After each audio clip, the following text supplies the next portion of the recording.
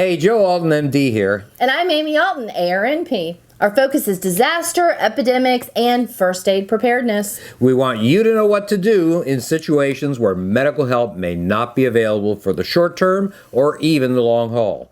One of the ways we offer this information is through our videos. If you like our videos, we hope you'll subscribe to this YouTube channel. Hi, I'm Joe Alton, MD, also known as Dr. Bones of doomandbloom.net, where you'll find more than 900 posts, videos, and podcasts on medical preparedness for any disaster.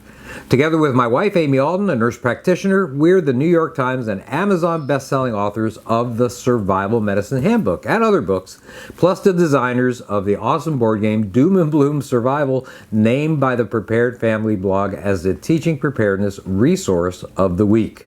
As a free speech advocate, I support the people's right to protest and make their opinions heard.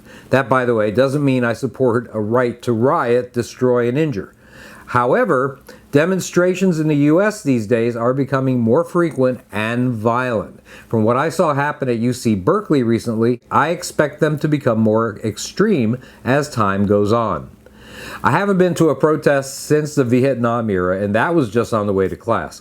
Back then, I was fit enough to hightail it out of there when the pepper gas flew. However, there's so much civil unrest in the news these days that it's a good idea to have a riot survival strategy, whether you're involved or just a bystander.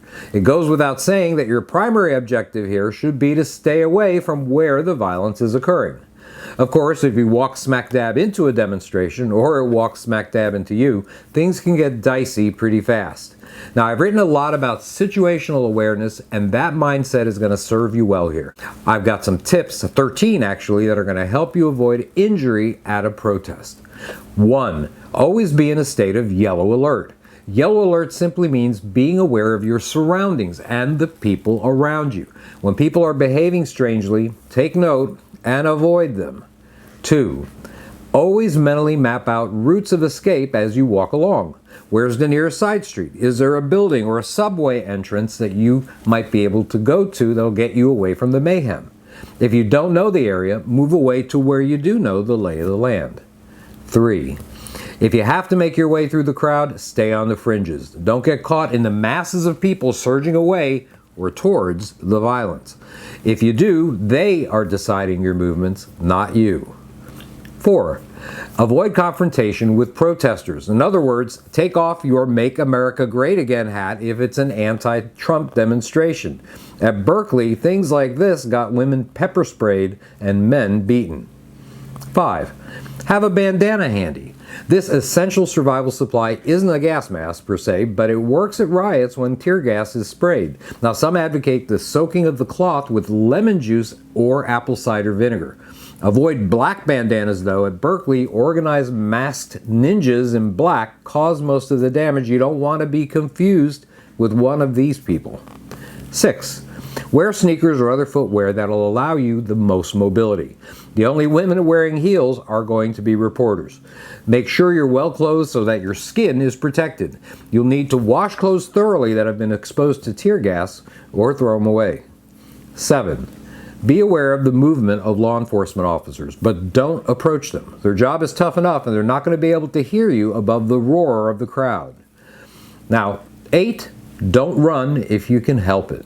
Unless everyone else is running, you're going to attract unwanted attention. So walk fast and purposefully around a corner to higher ground or some other safe spot if violence is occurring. 9. Be inconspicuous. Now, that may be difficult if you're 6'7", but otherwise do your best to be what we call the gray man. In other words, inconspicuous. 10. If you're with friends, stay together. In the confusion, that might not be possible, so agree on a meeting place beforehand in case you get separated moving through the crowd. 11. Avoid being caught against walls, fences, blockades, or any other solid objects. People can get crushed by masses of protesters. 12. Carry some water, milk, or diluted liquid antacid, something like Malox, in a container if you know you're heading into a protest area. If you're sprayed with tear gas, move quickly into an area of fresh air and pour the liquid on your face, especially your eyes. Drink it if it's sprayed in the mouth.